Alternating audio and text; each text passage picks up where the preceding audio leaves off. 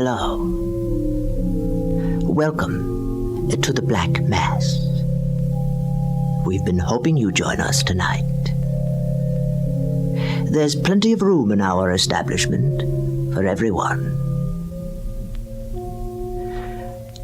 I see that most of you are standing in the outer darkness, along the walls, in the corners. Well and good. But our inner circle, our chain of empathy, is not yet complete. 12 is such an even number. We need just one more. Won't someone volunteer? Come on. It's only in spirit.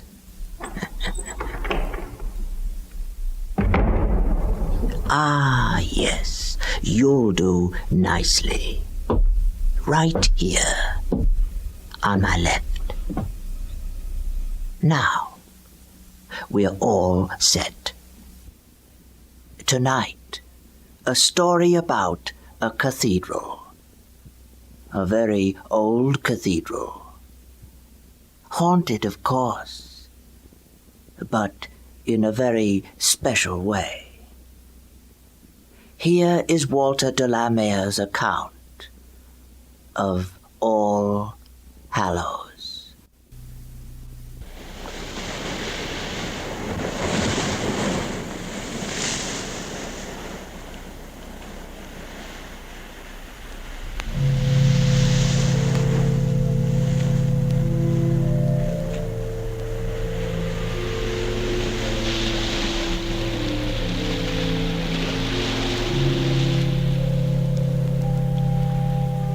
It was about 3:30 on an August afternoon when I found myself for the first time looking down upon All Hallows. And at glimpse of it, fatigue and vexation passed away. I stood at gaze, as the old phrase goes, like the two children of Israel sent in to spy out the promised land. How often the imagined transcends the real. Not so All Hallows. Having at last reached the end of my journey, flies, dust, heat, wind, having at last come limping out upon the green sea bluff beneath which lay its walls, I confess, the actuality excelled my feeble dreams of it. What most astonished me, perhaps, was the sense not so much of its age, its austerity, or even its solitude, but its air of abandonment. It lay couched there as if in hiding in its narrow sea bay. No other roof, not even a chimney was in sight. Only the dark blue arch of the sky, the narrow snow line of the ebbing tide, and that gaunt coast, fading away into a haze of a west over which were already gathering the veils of sunset. At this moment of the afternoon, the great church almost cheated one into the belief that it was possessed of a life of its own. It lay like some half-fossilized monster that might at any moment stir and waken. Walls so ancient and so sparsely adorned and decorated could not but be inhospitable in effect. From my vantage place on the hill that dominates it, I continued for a while to watch All Hallows, to spy upon it. Those gigantic statues which flanked the base of the unfinished tower. Images of angels and of saints as I had learned of old from my guidebook. Only 6 of them at most could be visible, of course, from where I sat, and yet I found myself counting them again and yet again, as if doubting my own arithmetic. For my first impression had been that there were 7 in view. But then the lights even of day may be deceitful, and fantasy plays strange tricks with one's eyes. In the midst of my prolonged scrutiny, the hypnotic air, the heat, must suddenly have overcome me. I fell asleep up there in my grove's scanty shade, and remained asleep long enough to dream an immense panoramic dream. On waking, I could recall only the faintest vestiges of it, and found that the hand of my watch had crept on. It was 8 minutes past 4, I scrambled up, numbed and inert with that peculiar sense of panic that sometimes follows an uneasy sleep. What folly to have been frittering time away within sight of my goal at an hour when no doubt the cathedral would soon be closed to visitors and abandoned for the night to its own secret ruminations. I hastened down the steep incline of the hill, and once more came within sight of the sea. A sea so near that I could hear its enormous sallies and murmurings. Indeed, I had not realized till that moment how closely the great western doors of the cathedral abutted on the beach. It was as if its hospitality had been deliberately designed not for a people to whom the faith of which it was the shrine had become a weariness and a commonplace, but for the solace of pilgrims from over the ocean. And so at last I found my way into All Hallows, entering by a rounded, dwarfish side door with zigzag moldings. There hung for corbel to its dripstone a curious, leering face, with its forked tongue out, to give me welcome, and an appropriate one, too, for the figure I made. But once beneath that prodigious roof tree, I forgot myself and everything that was mine. The hush, the coolness, the unfathomable twilight drifted in on my small human consciousness. Where was I? What demon of what romantic chasm had swept my poor drowsy body into this immense haunt? Then, at one and the same moment, a sense of utter dismay at earthly surroundings no longer serene, but grim and forbidding flooded my mind. I became aware that I was no longer alone. 20 or 30 paces away, an old man was standing. To judge from the black and purple velvet and tassel-tagged gown he wore, he was a verger. He had not yet realized, it seemed, that a visitor shared his solitude, and yet he was listening. His head craned forward and leaned sideways on his rusty shoulders. As I steadily watched him, he raised his eyes and with a peculiar stealthy deliberation scanned the complete upper regions of the northern transept. Not the faintest rumor of any sound that may have attracted his attention reached me. He continued so long in the same position that at last I determined to break in on his reverie. At the sound of my footsteps, his head sunk cautiously back upon his shoulders. I must apologize for the lateness of my arrival. It's been a far walk from town. Until I caught sight of you, I hadn't ventured very far inside the cathedral. Otherwise, I might have found myself a prisoner for the night. It must be dark in here when there is no moon. Aye, as a matter of fact, sir, the cathedral is closed to visitors at 4. At such times, that is, when there is no afternoon service. Services are not as frequent as they were, but visitors are rare, too. I thought perhaps I might be able to find a room for the night and really explore the cathedral tomorrow morning. It was a tiring journey. It is a fatiguing journey, sir, taken on foot. Carriage parties occasionally make their way here, but not so much as once. We are far too out of the hurly-burly to be much intruded on. Not that them who come to make their worship here are intruders, far from it, but most that come are mere sightseers. And the fewer of them, I say, in the circumstances, the better. Well, I cannot claim to be a regular churchgoer. I am myself a mere sightseer. And yet, even to sit here for a few minutes is to be reconciled. Reconciled, sir. I can well imagine it after that journey on a day such as this. But to live here is another matter. Yes, I can imagine it's desolate enough here in the winter. Aye, we have our storms, sir, the bad and the good. and our position is specially prolific of what they call a sea fog. It comes driving in from the sea for days and nights together.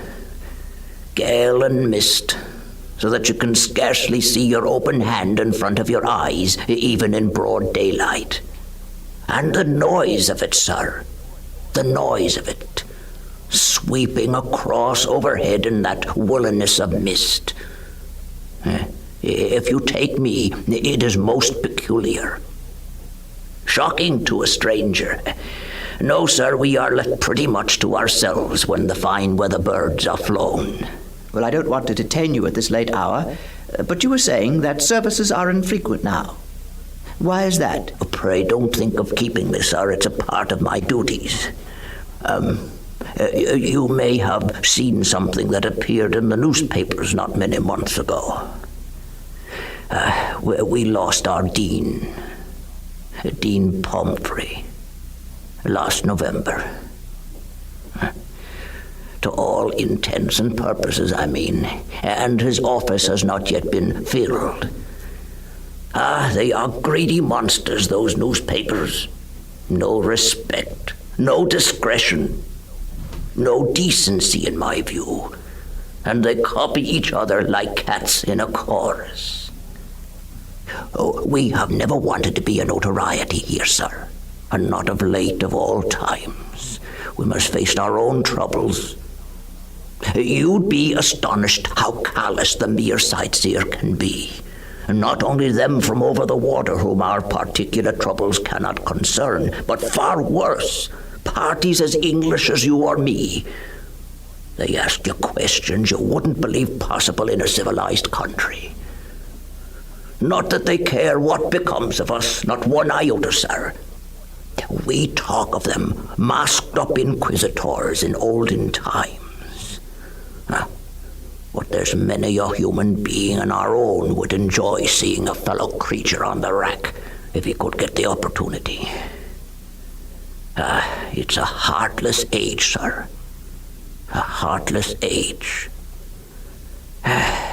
But would you care to see any particular part of the building? The light is smalling, but still, if we keep to the ground level, there'll be a few minutes to spare.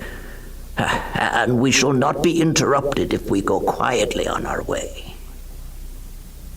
For a moment the reference eluded me. I could only thank him for the suggestion, and once more beg him not to put himself to any inconvenience. He led me off gently down the aisle, once more coming to a standstill beneath the roof of the tower.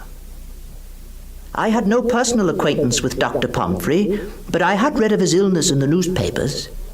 Isn't he the author of The Church and the Folk? If so, he must have been an exceedingly learned and delightful man. Aye, sir, aye. You may well say it. A saint if ever there was one. But it's worse than illness, sir. It's oblivion. Our dean, sir, was a man who was all things to all men. No pride of place, no vauntingness, none of that apron and garter high and mightiness whatsoever, sir. And then that. And to come on us without warning. Or at least without warning that could be taken as such. I followed his eyes into the darkening stony spaces above us. A light like tarnished silver lay over the soundless vaultings. Nothing moved up there. He was found, sir, late that night, up there, in what they call the trophy room, sitting in a corner there, weeping. A child. Not a word of what had persuaded him to go or misled him there. Not a word of sorrow or sadness, thank God. He didn't know us, sir. Didn't know me. Just a simple, harmless, memory all gone. simple, sir. But were there no premonitory symptoms? Now, had he been failing for long? If you will just follow me, there's a little place where I make my ablutions that might be of service, sir. We would converse there in better comfort. He turned and led the way with surprising celerity, and came to a pause outside a nail-studded door. He opened it with a huge key and admitted me to a recess under the central tower. We mounted a spiral stone staircase and passed along a corridor hardly more than 2 feet wide, and so dark that now and again I thrust out my fingertips in search of his black velveted gown to make sure of my guide. This corridor at length conducted us into a little room whose only illumination, I gathered, was that of the ebbing dusk from within the cathedral. The old man, with trembling rheumatic fingers, lit a candle, and thrusting its stick into the middle of an old oak table, pushed open yet another thick oaken door. You will find a basin and a towel in there, sir, if you will be so kind. I entered. A print of the crucifixion was tin-tacked to the panelled wall, and beneath it stood a tin basin and a jug on a stand. Never was water sweeter. I laved my face and hands and drank deep, my throat like a parched river course after a drought. When I returned, the old man was standing motionless before the spike-barred grille of the window, peering out and down. You asked me, sir, or was there anything that had occurred previous that would explain what I've been telling you? They meet and they meet. They have now one expert, now another down from London, and even from the continent. And I don't say they are not knowledgeable gentlemen either, nor a pride to their profession. But why not tell all? Why keep back the very secret of what we know? That's what I am asking. And what's the answer? Why, simply that they don't want to believe what runs counter to their hopes and wishes and credibilities and comfort in this world. That's what they keep out of sight as long as decency permits. But what is wrong here? Wrong, sir. Take mere situation. As far as my knowledge tells me, there is no sacred edifice in the whole kingdom, of a piece, that is, with All Hallows, not only in mere size and age, but what I might call sanctity and tradition, that is so open, I mean, sir, to attack of this peculiar and terrifying nature. Terrifying? Terrifying, sir. Though I hold fast to what wits my Maker has bestowed upon me. Where else, may I ask, would you expect the powers of darkness to congregate in open besiegement than in this narrow valley? As we stand now, we are above a mile from traces of the nearest human habitation. Them merely the relics of a burnt-out old farmstead. I warrant that if, and which God forbid, you had been shut up here during the coming night, and it was a near thing what you weren't, I warrant you might have shouted yourself dumb out of the nearest window, if window you could reach, and not a human soul to heed or help you. Well, I hope I should not have disgraced my nerves to such an extreme as that. As a small boy, one of my particular fancies was to spend a night in a pulpit. There's a cushion, you know. But I take it, sir, if you had ventured to give out a text up there in the dark hours, your jocular young mind would not have been prepared for any kind of a congregation.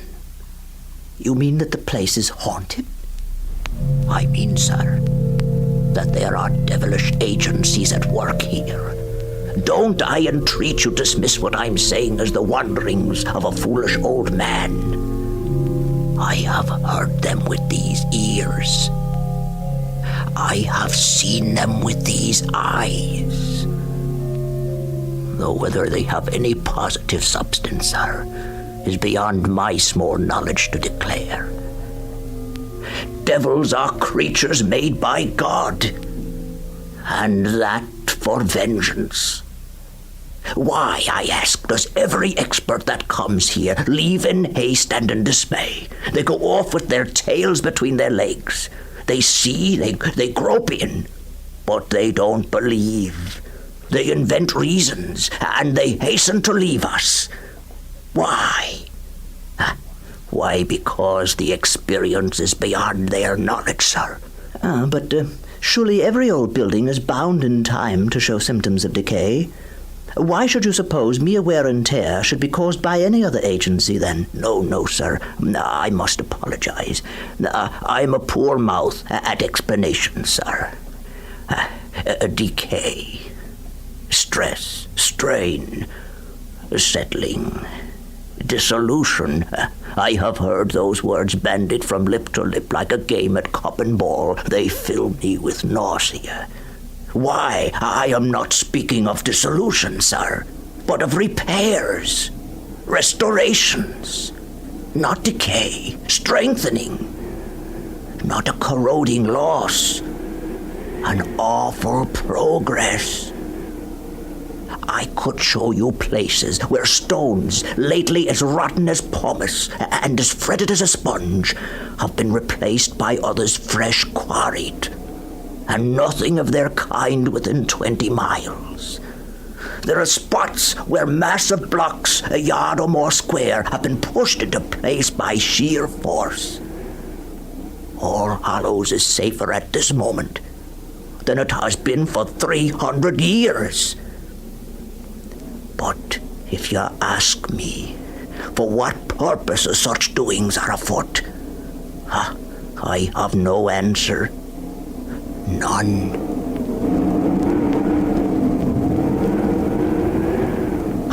Did you hear? Now, sir, you'll see for yourself. On the other hand, we can leave the building at once if you're so minded.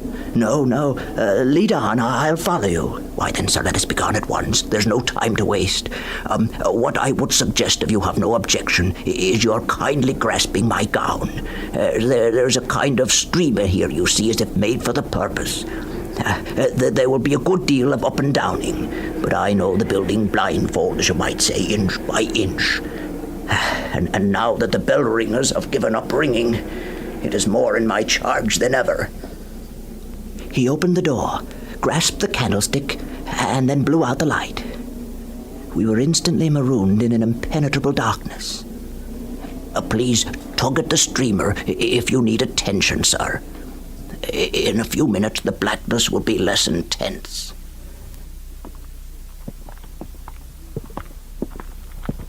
I have endured too often the nightmare of being lost and abandoned in the stony bowels of some strange and prodigious building to take such an adventure lightly.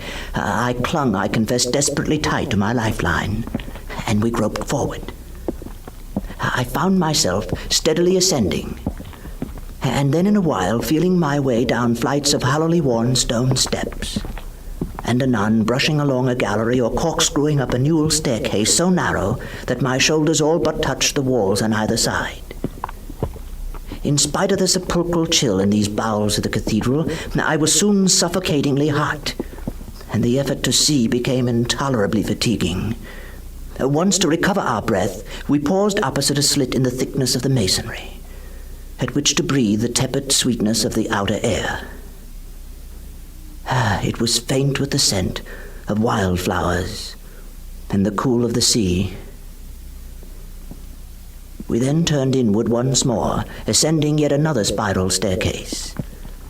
And now the intense darkness had thinned a little, the groined roof above us becoming faintly discernible. Dead still here, sir. If you please, dead still here.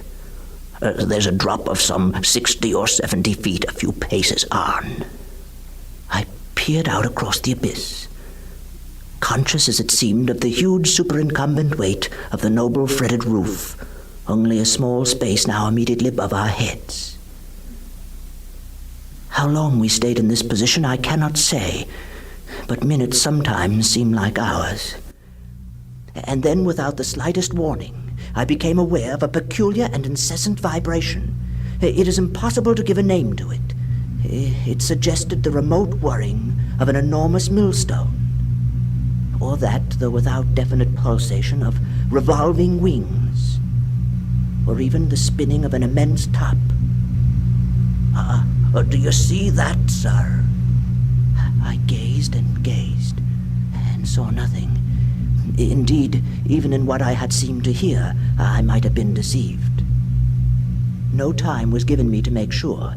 The old man had hastily withdrawn me into the opening of the wall through which we had issued, and we made no pause in our retreat until we had come again to the narrow slit of window and could refresh ourselves with a less stagnant air. We stood here, resting a while. Well, sir, do you ever pass along here alone? Oh, yes, sir. Yes, sir. I make it a habit to be the last to leave, and often the first to come. But I am usually gone by this hour. It is so difficult to be sure of oneself. Have you ever actually encountered anything? Near at hand, I mean? I keep a sharp lookout, sir. Maybe they don't think me of enough importance to molest. But have you encountered anything? Have you? Well, yes, sir. And in this very gallery. They nearly had me, sir. But by good fortune, there's a recess a little farther on. I had had my warning, and managed to leap in there and conceal myself, but only just in time. Indeed, sir, I confess, I was in such a condition of terror and horror. I turned my back. You mean you heard, but you didn't look? And something came? Yes, sir. I seemed to be reduced to no bigger than a child, huddled up there in that corner. There was a sound, like clanging metal. It drew near at a furious speed, then past me, making a filthy gust of wind. For some instants, I couldn't breathe. The air was gone. And no other sound? No other, sir.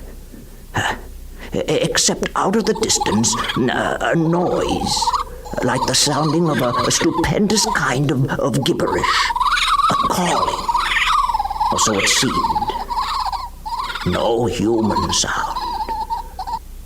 You see, sir, I myself wasn't of any consequence, I take it, unless a mere obstruction in the way. But I have heard it said somewhere that a rarity of these happenings is only because it's a pain and a torment, and not any sort of a pleasure for such beings, such apparitions, sir, good or bad, to visit our outward world. And if I may be forgiven the boast, sir, I seem to have almost forgotten how to be afraid since that time. What is anybody's life, sir? Come past the gaiety of youth, but marking time. Did you hear anything then, sir? No, I hear nothing. But please don't think I am doubting what you say. Far from it. You must remember that I am a stranger, and that, therefore, the influence of the place cannot but be less apparent to me. Aye, sir. Now, if you are sufficiently rested, would you perhaps follow me onto the roof? It is the last visit I make. We had not far to go. The old man drew open a squat, heavily ironed door at the head of a flight of wooden steps, and admitted us at once to the leaden roof of the building and to the immense amphitheater of evening. We edged softly along, then paused once more to find ourselves now all but tete-a-tete with the gigantic figures that stood sentinel at the base of the buttresses to the unfinished tower. The mere sense of that abysm of space, the mere presence of the stony leviathan on whose back we two humans now stood, dwarfed it into insignificance beside these gesturing images of stone, were enough of themselves to excite the imagination. And whether matter of fact or pure delusion, this old verger's insinuation that the cathedral was now menaced by some inconceivable danger and assault had set my nerves on edge, My feet were numb as the lead they stood upon, while the tips of my fingers tingled as if a powerful electric discharge were coursing through my body. We moved gently on. Once, with a hasty gesture, the old man drew me back and fixed his eyes for a full minute on a figure. A forbidding thing enough, viewed in this vague luminosity, which seemed, in spite of the unmoving stare that I fixed upon it, to be perceptibly stirring on its wind-worn pedestal. No, sir.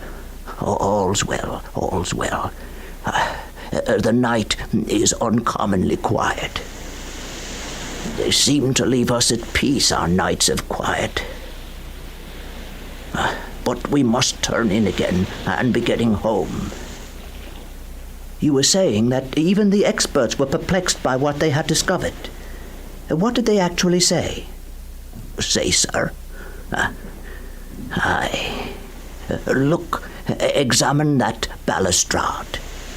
Look at that gnawing and fretting, that furrowing above the lead there.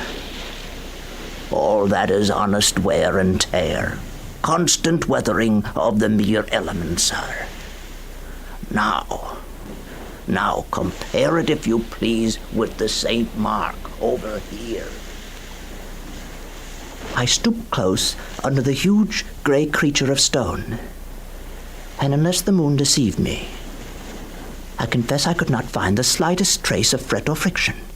Far from it. The stone had been grotesquely decorated in low relief with a gaping crocodile, a two-headed crocodile. And the angles, nubs, and undulations of the creature were cut as sharp as with a knife in cheese. I drew back. Aye. Now, cast your glance upward, sir. Is that what you would call a saintly shape and gesture? What appeared to represent an eagle was perched on the image's lifted wrist, an eagle resembling a vulture.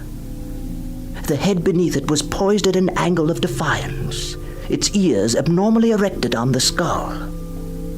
The lean right forearm extended with pointed forefinger as if in derision. Its stony gaze was fixed upon the stars. Its whole aspect was hostile, sinister, and intimidating. I drew back, horrified. Aye, sir. And so with one or two of the rest of them. There are other wills than the Almighty's.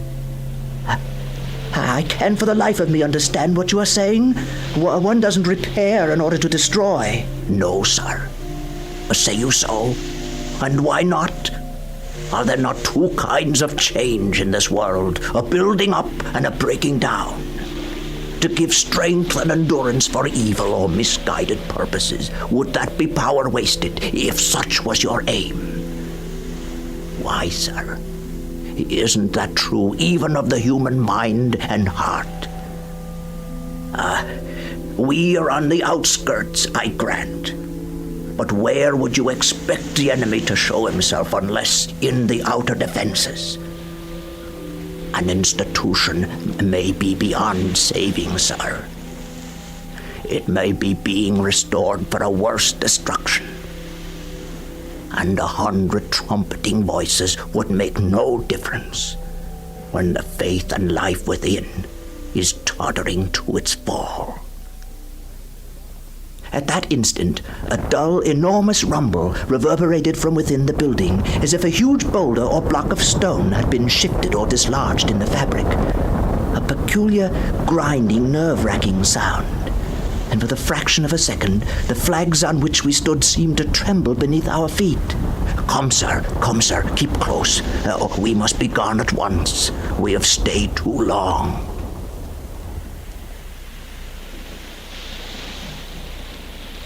We emerged into the night at last without mishap. The little western door, above which the grinning head had welcomed me on my arrival, admitted us to terra firma again, and we made our way up a deep sandy bank. We turned when we reached the summit and looked back. All Hallows, vague and enormous, lay beneath us in its hallow, resembling some natural prehistoric outcrop of that sea-worn, rock-bound coast, but strangely human and saturnine. You'll forgive me, sir, for mentioning it, but I make it a rule, as far as possible, to leave all my troubles and misgivings outside when I come home. My daughter is a widow, not long in that sad condition, so I keep as happy a face as I can on things. On my way to bed that night, the old man led me in on tiptoe to show me his grandson. He was of that fairness which almost suggests the unreal. He had flung back his bedclothes, as if innocence in this world needed no covering or defense, and lay at ease, the dews of sleep on lip, cheek, and forehead. He was breathing so quietly that not the least movement was perceptible. The lovely thing. Where is he now, I wonder? And from out of the distance, there came the first prolonged whisper of a wind from over the sea. It was 11 by my watch. The storm, after the long heat of the day, seemed to be drifting inland. But All Hallows, apparently, had forgotten to wind its clock.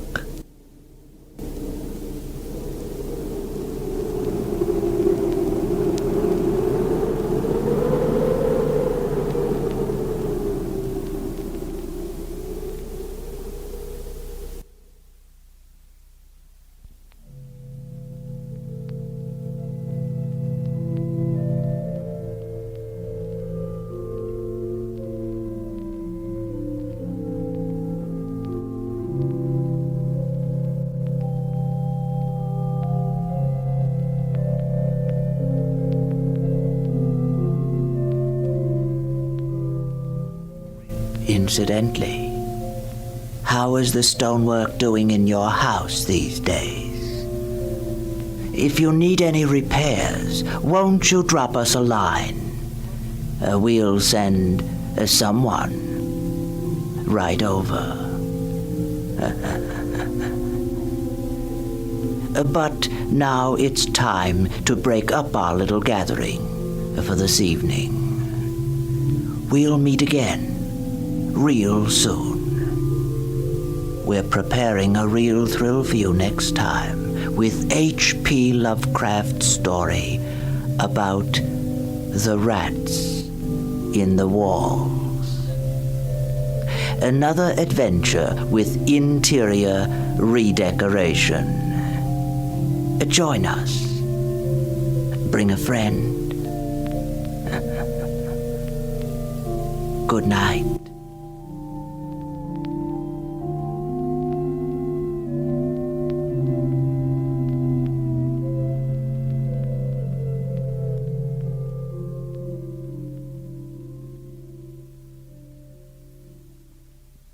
The technical production for this broadcast was by John Whiting. Walter DeLamere's story, All Hallows, was adapted and performed for you by your host of the Black Mass, Eric Bowersfeld. This series was conceived by Jack Nessel and recorded October of 1963 in the studios of KPFA in Berkeley.